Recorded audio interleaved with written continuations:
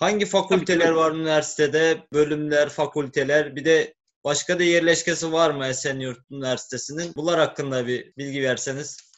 Tabii ki. İstanbul Esenyurt Üniversitesi adıyla özdeşleşmiş bir üniversite. İstanbul'un Esenyurt semtinde 2013 yılında kurulmuştur.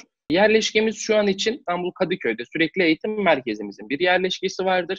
Malum İstanbul Esenyurt'ta vardır ve İstanbul Gümüşyaka'da bir kampüs uygulamamız vardır. Onun haricinde şu an projesi devam eden ve resmi onayları devam eden bir kampüs projemiz çok kısa bir süre içinde hayata geçecek. Bu kampüs programımız hayata geçtiği tarihten itibaren üniversitemiz eğitim verdiği fakülteleri ve bölümleri genişletecek. Şu an için yaklaşık 70'in üzerinde fakülte ve bölümle biz eğitim ve öğretime devam ediyoruz. Geçen yıl açılmış olmamıza rağmen uluslararası ofis 500'ün üzerinde uluslararası öğrenciye eğitim ve öğretim faaliyetimizi devam ettiriyoruz.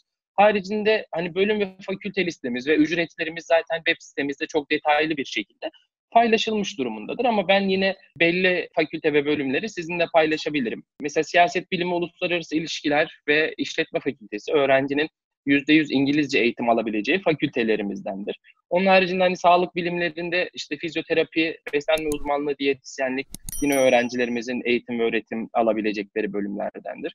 Bilgisayar mühendisliği, mimarlık, inşaat mühendisliği, elektrik elektronik mühendisliği, mühendislik ve mimarlık fakültemizin birimi içinde eğitim ve öğretim faaliyetlerini yürütüyor. Bunun haricinde dediğim gibi 70'in üzerinde fakülte ve yüksekokulla öğrencilerimiz için eğitim ve öğretim faaliyetlerimize aralıksız devam ediyoruz. Evet, teşekkür ederim.